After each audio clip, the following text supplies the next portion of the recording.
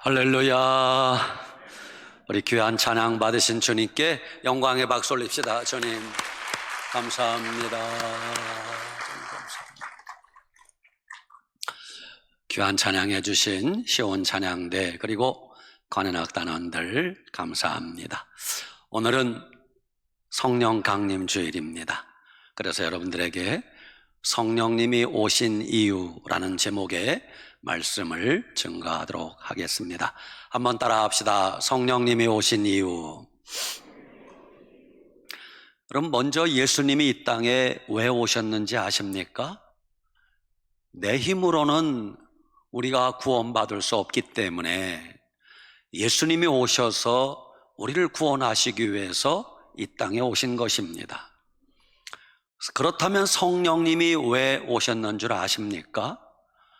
우리 힘으로는 예수님을 믿을 수 없기 때문에 성령님이 오셔서 우리로 하여금 예수님 잘 믿게 하려고 성령님이 오신 것입니다.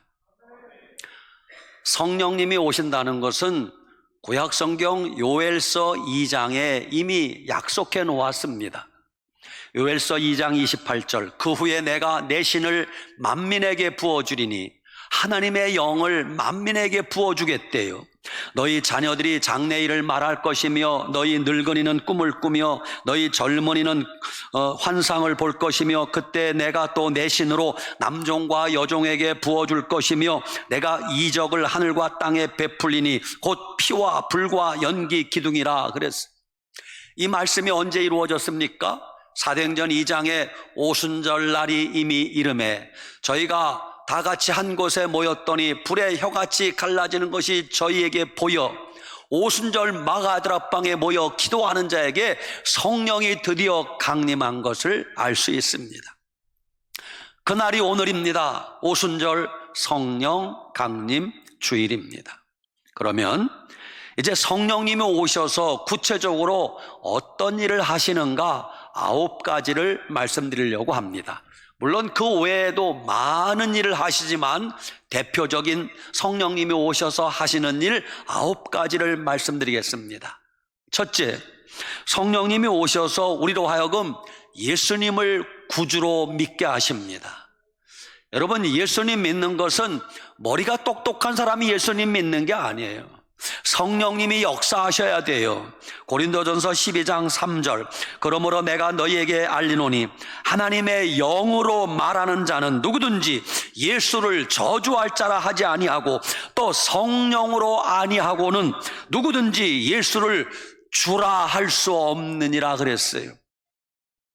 여러분과 저는 기도하면 주님이라고 하지 않아요? 기도할 때마다 주님을 찾습니다.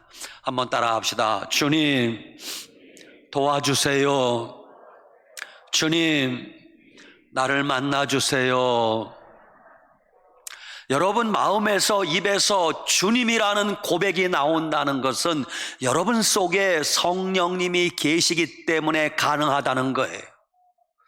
여러분 아무리 그 말을 하려고 해도 어떤 사람은 절대 그 말을 못합니다. 왜? 속에 성령님이 계시지 않기 때문에 주님이란 말을 하지 못하는 것이에요. 우리가 예수님을 주님이라 부를 수 있고 예수님을 믿게 되었다는 것은 내 속에 성령님이 거하시는 증거임을 믿으시기 바랍니다. 믿음은 성령님이 믿음을 주셔야 믿어지는 겁니다.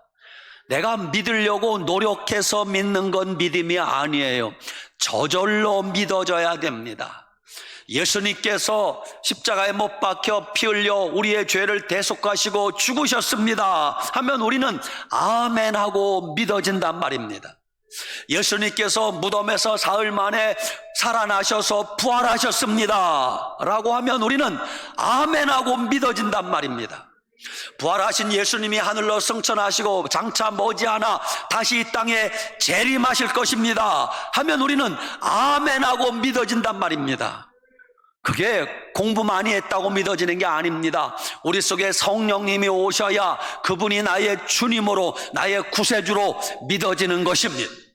여러분 속에 성령님이 거하시기 때문에 여러분이 주님을 부를 수 있고 아멘 할 수 있음을 감사하시기 바랍니다. 그게 두 번째, 성령님이 오시면 우리의 인생길을 인도해 주십니다. 양들은 목자가 인도해 주지 않으면 푸른 초장 쉴 만한 물가로 갈 수 없습니다. 우리 인생이 아름답게 멋지게 살려면 목자 대신 주님이 인도해 주셔야 됩니다. 요한복음 16장 13절, 그러나 진리의 성령이 오시면 그가 너희를 모든 진리 가운데로 인도하시리니 그랬어요. 성령님은 우리를 진리 가운데로 바른 길로 의의 길로 인도한다는 것입니다. 여러분, 우리가 인도자를 잘못 만나면, 가이드를 잘못 만나면 큰일 납니다. 우리를 도와준다고 하는 사기꾼들 얼마나 많은지 모릅니다. 거짓말하는 자들, 이단의 무리들, 보이스피싱 얼마나 말을 그럴듯하게 합니까? 우리가 정신 차리지 않으면 속아서 넘어갑니다. 그래서 우리는 항상 기도하면서 주님이 우리를 진리로 인도하시옵소서, 바른 길로 인도하시옵소서, 의의 길로 인도하시옵소서. 그래야 우리가 악한 자들에게 속지 않는 것이에요. 로마서 8장 14절, 무릇 하나님의 영으로 인도함을 받는 사람은 하나님의 아들이라 그랬어요. 믿음의 사람은 성령님이 우리를 인도해 주십니다. 여러분과 제가 오늘 여기까지 살아온 것은 성령님께서 우리를 의의 길로, 믿음의 길로 인도해 주셨다는 걸 믿으시기 바랍니다. 주님을 떠나면 악한 자가 우리를 사망의 길로 인도합니다. 그래서 우리가 항상 성령님을 의지하고 바른 길을, 진리를 따라가야 하는 것이. 세 번째, 성령님이 오시면 우리로 하여금 기도하게 하십니다. 로마서 8장 26절, 이와 같이 성령도 우리 연약함을 도우시나니 우리가 마땅히 빌 바를 알지 못하나 오직 성령이 말할 수 없는 탄식으로 우리를 위하여 친히 간구하시느니라 그러셨어요. 내 속에서 나로 말미암아 기도하게 하시는 분이 누구라고요? 성령님이에요. 성령님. 성령님이 나로 하여금 감동을 주십니다. 기도하고 싶은 마음을 주십니다. 성령님이 기도하게 하셔야 기도다운 기도를 할 수 있는 것이. 기도가 얼마나 중요한지는 다 압니다. 알면서도 기도하는 사람은 많지 않아요. 성령님의 인도하심을 받고 성령님이 도와주셔야 기도다운 기도를 할 수 있는 것이. 하나님은 성경에 우리에게 기도를 얼마나 많이 강조하셨는지 모릅니다. 쉬지 말고 기도하라. 항상 기도하고 낙심하지 말아라. 시험에 들지 않게 깨어 기도하라. 기도에 감사함으로 깨어 있으라. 주님은 끊임없이 기도할 것을 강조하셨어요. 근데 기도가, 내 머릿속에서 나오는 기도는 5분 지나면 못합니다. 내 머리로 하는 기도는 5분 지나면 아휴, 왜 이렇게 시간이 안 가는 거야? 1시간 지났겠지? 시간 보면 3분밖에 안 지났어요.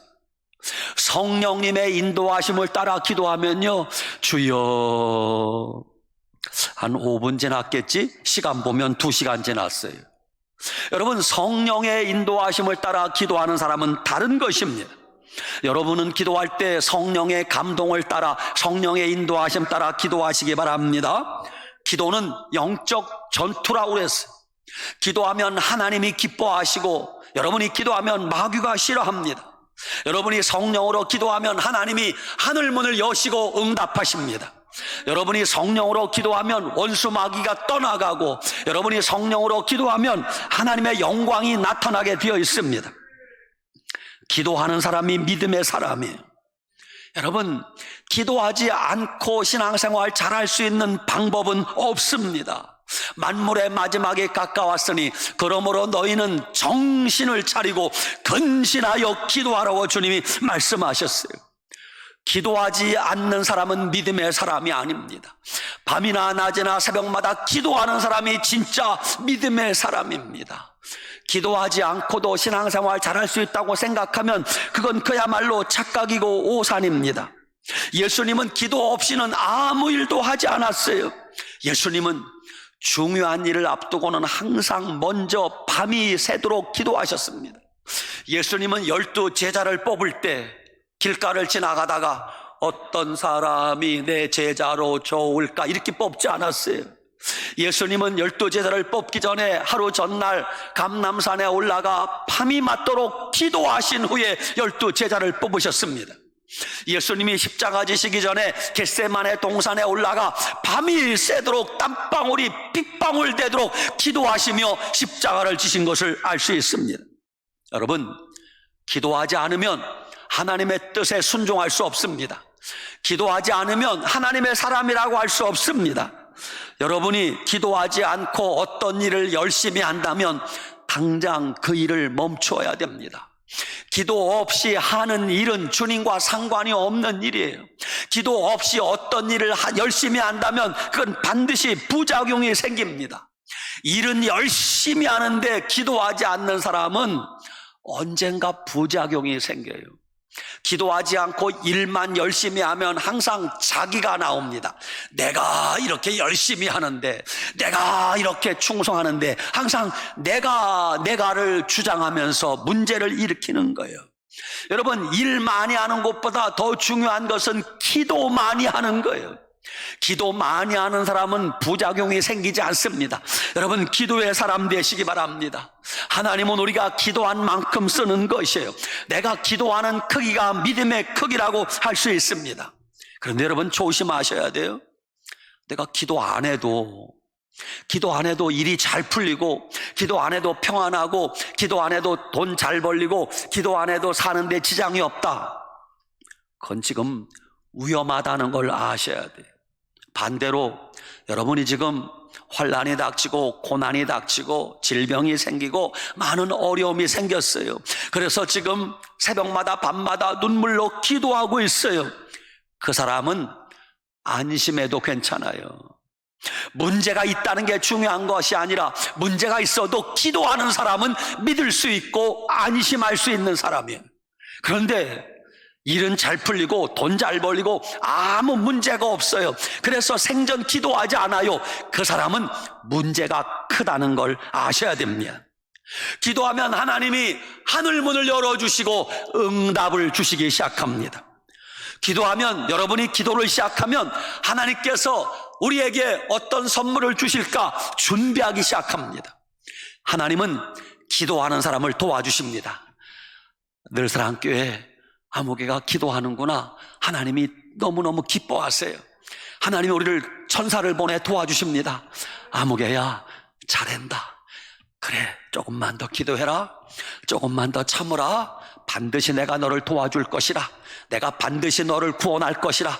내가 반드시 내게 응답할 것이라. 하나님은 기도하는 사람에게 응답하는 거예요.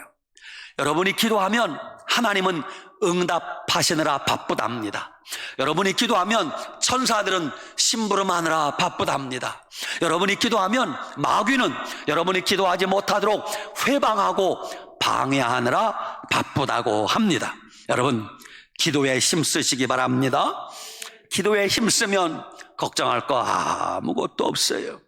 기도하는 사람이 하나님의 영광을 나타내고, 기도하는 사람이 애국자예요.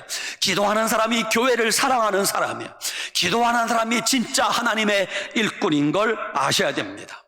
지금은 우리나라도 그렇고 한국교회도 그렇고 전 세계가 위기라고 할 수 있어요. 아유, 이제 뭐 코로나만 사라지면 걱정할 게 없겠네. 어쩌면 코로나는 아무것도 아닌지 몰라요. 지금 전 세계가 걱정해야 될 것은 뭔 줄 아세요?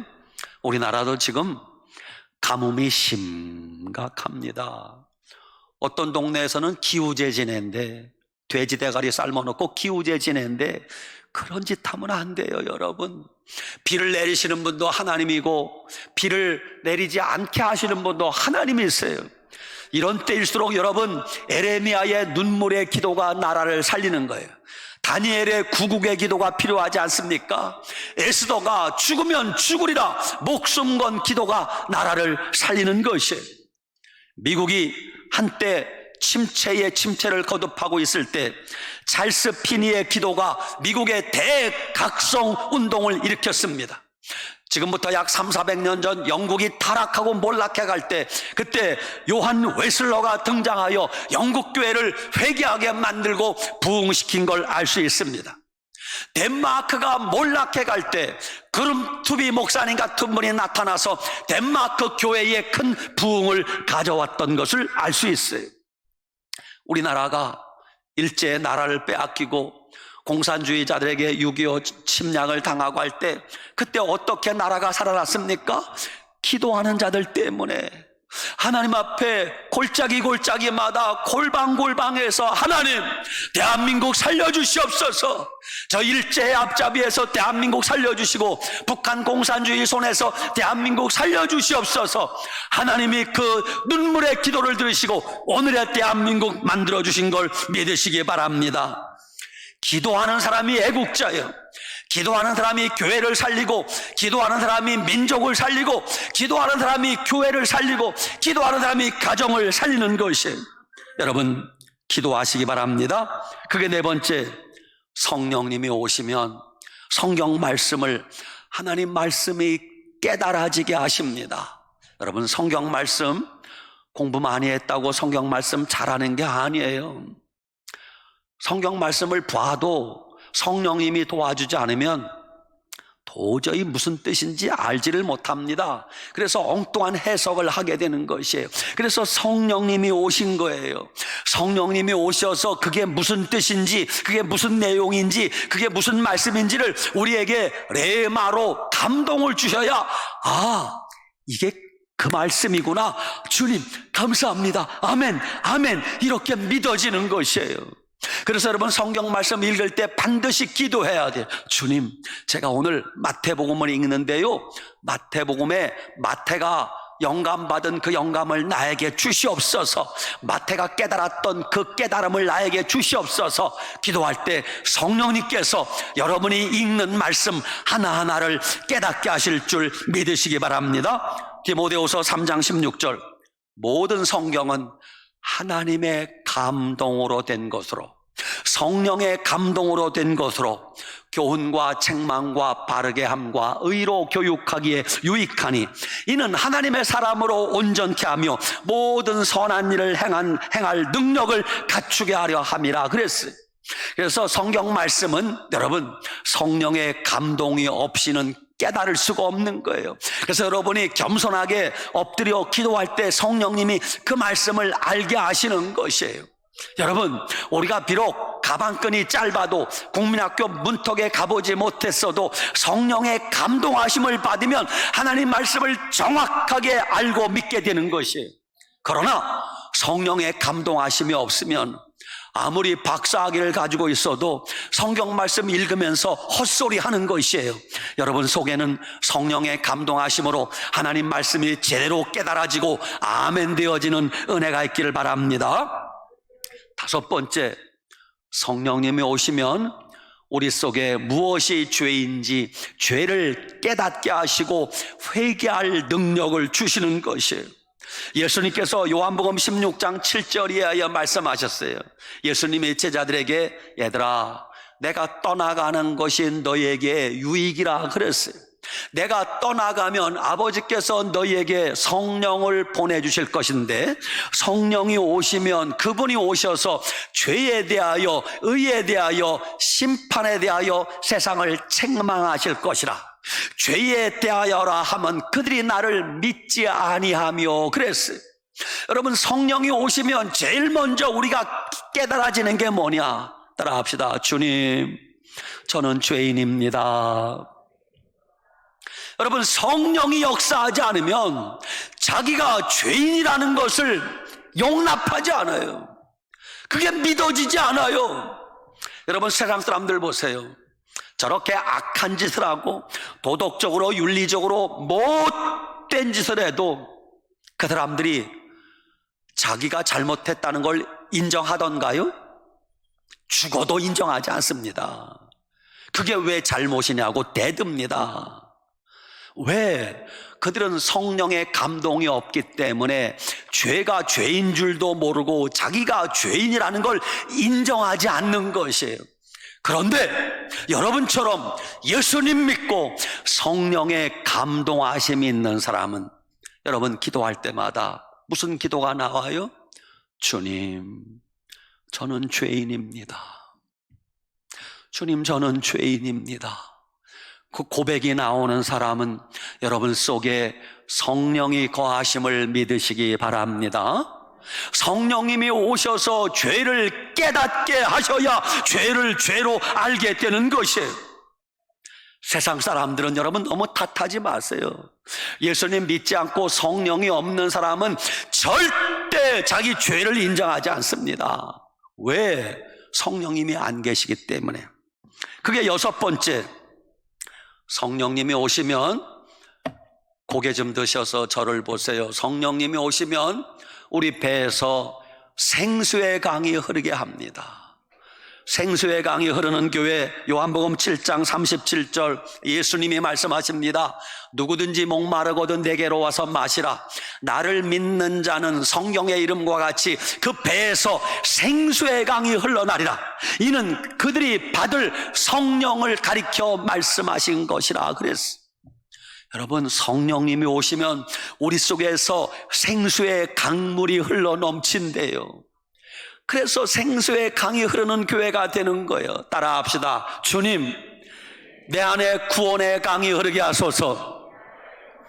둘째, 주님, 우리 가정에 기쁨의 강이 흐르게 하소서. 세 번째, 주님, 우리 교회에 은혜의 강이 흐르게 하소서. 성령님이 오셔야 구원의 강물이 흐르고 기쁨의 강물이 흐르고 은혜의 강이 흐를 줄 믿으시기 바랍니다. 아, 내 마음속에 참된 평화 있네.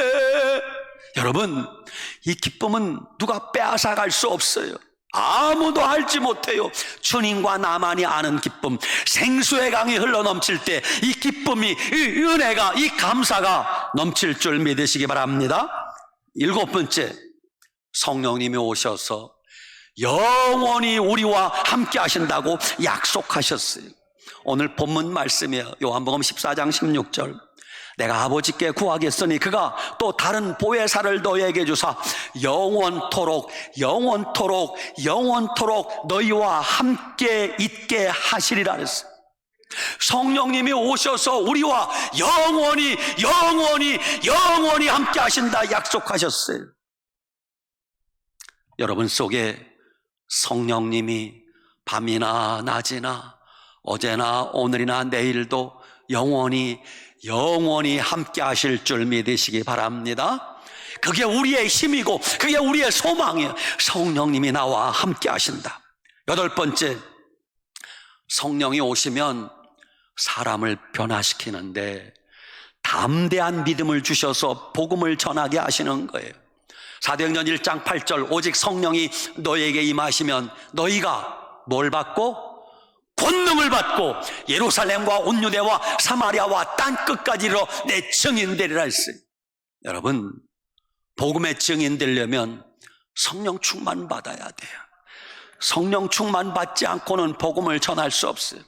성령 충만 받아야 담대함이 생깁니다. 믿음이 생깁니다. 용기가 생기는 거예요. 전에는 부끄러워 숨어 다니는 사람이 담대하게 복음을 전하게 됩니다. 전에는 겁이 많고 의기소침하던 사람이 성령 충만 받으면 담대하게 복음을 전하게 되는 것입니다. 여러분 속에 성령이 오시면 여러분 겁이 없어져요. 겁나는 게 없어요. 주님 한 분 외에는 두려운 게 없어요. 아무도 두렵지 않아요. 왜? 주님이 나와 함께 하시는데 그 담대한 믿음을 가지고 사시기 바랍니다. 마지막 아홉 번째, 성령이 오시면 우리에게 열매 맺게 하십니다. 갈라디아서 5장 22절 오직 성령의 열매는 따라합시다. 사랑과 희락과 화평과 오래 참음과 자비와 양선과 충성과 온유와 마지막 하나 하기 전에 그래도 입을 한 번도 안 여는 사람이 있어요. 마스크 꼈어도 알아요. 참 용감한 사람이에요. 마지막 아홉 번째 절제니 이 아홉 가지 열매는요 내가 노력한다고 맺히는 게 아니에요. 성령이 오셔야 사랑과 희락과 화평과 오래 참음과 자비와 양선과 충성과 온유와 절제, 이 열매가 여러분 삶에 맺히게 될 줄 믿으시기 바랍니다. 성령이 오시면 사람이 180도 달라집니다. 성령이 오시기 전에는 쓸모없이 인생을 살던 사람이 성령이 오시면 쓸모 있는 사람으로 바꾸어지는 것이에요. 성령이 오시기 전에는 무능했던 사람이 성령 충만 받으면 용감한 능력 있는 사람이 되는 것이에요. 성령이 오시기 전에는 비천했던 사람이 존귀한 사람이 되는 것이에요. 성령이 오시기 전에는 날마다 의심하던 사람이 이제는 담대한 믿음의 사람이 되는 것이에요. 여러분, 성령 충만을 사모하시기 바랍니다. 성령 충만 받으면요, 겁이 없어요. 베드로가 성령 충만 받기 전에는 예수님을 3번 부인하잖아요. 모른다고 부인하잖아요. 저주하면서 부인하잖아요. 그 베드로가 언제 바뀌어집니까? 오순절 마가다락방에서 성령 충만 받은 이후에 베드로가 달라지는데 죽음도 두렵지 않아요. 감옥에 가는 게 두렵지 않아요. 거꾸로 십자가에 매달아도 두렵지 않아요. 그래서 베드로가 순교하게 되는 거예요. 여러분, 성령 충만 받아야 이렇게 사람이 변화되게 되는 것이에요. 그러면 어떻게 해야 성령 충만 받을 수 있습니까? 2가지요. 첫째, 힘써 기도해야 성령 충만 받을 수 있어요. 오순절 마가다락방에 있던 사람들은 오순절 날이 이르기까지 합심해서 기도했어요. 성령님은 놀고 먹고 마시는 곳에 임하지 않아요. 기도하는 곳에 성령이 임하시는 것이에요. 기도하는 자리에 성령이 임하시는 거예요. 여러분, 기도하기에 힘쓰시기 바랍니다. 새벽 기도에 힘쓰고 저녁 기도에 힘쓰고 기도에 힘쓸 때 성령이 임하시는 거예요. 둘째, 사도행전 10장에 보니까 이방인 최초로 성령이 임하신 곳이 고넬료 가정이에요. 고넬료 가정에 성령이 어떻게 임했는가? 베드로 사도가 고넬료 집에 가서 하나님 말씀을 전파할 때 고넬료 가정의 식구들이 눈을 동그랗게 뜨고 귀를 쫑긋하고 하나님 말씀을 들을 때 성령이 그들에게 임했다 그래요. 따라합시다. 말씀 들을 때 성령이 임합니다. 눈 떠서 저를 봐요. 집사님, 왜 눈을 안 떠요? 왜? 눈을 부릅뜨고 귀를 쫑긋하고 하나님 말씀을 사모하고 아멘 아멘 아멘 하고 받아 먹을 때 성령이 임하신다고 사도행전 10장에 기록되어 있는 것이에요. 여러분, 성령 충만 받기 원하십니까? 기도에 힘쓰시기 바랍니다. 하나님 말씀 귀담아 잘 들으시기 바랍니다. 이제 말세를 살아가는 우리들은요, 성령 충만 받는 것 외에는 방법이 없어요. 성령 충만해야 세상을 이길 수 있습니다. 성령 충만해야 죄악을 이길 수 있습니다. 성령 충만해야 마귀를 이길 수 있습니다. 성령 충만해야 소망이 생기는 것입니다. 성령 충만해야 예수님 잘 믿을 수 있는 것입니다. 성령 충만 받아야 죄인이 죄를 회개하는 것이에요. 성령 충만해야 하나님이 우리 인생길을 인도해 주시는 것입니다. 여러분, 가정도 성령 충만을 위해서 기도하시기 바랍니다. 교회도 성령 충만하게 기도해 주시기 바랍니다. 우리 대한민국도 성령 충만해야 됩니다. 오늘 성령 강림 주일입니다. 여러분이 간절히 기도하셔서 여러분 심령에도 성령 충만, 자녀들도 성령 충만, 교회도 성령 충만, 나라와 민족도 성령 충만하여 하나님께 쓰임받는 위대한 대한민국, 위대한 한국교회, 늘사랑교회 되시기를 축원합니다. 아멘. 기도하겠습니다. 아버지 하나님, 감사합니다. 오늘 성령 강림 주일을 맞이하여 하나님 앞에 머리 숙여 예배하게 하시니 감사합니다. 하나님, 우리에게 성령 충만한 은혜를 허락하여 주시옵소서. 사모하는 심령 속에 성령 충만, 부르짖어 기도하는 자에게 성령 충만, 말씀 듣고 아멘하는 자에게 성령 충만한 은혜를 부어 주시옵소서. 예수님의 이름으로 축복하고 기도 올리옵나이다. 아멘.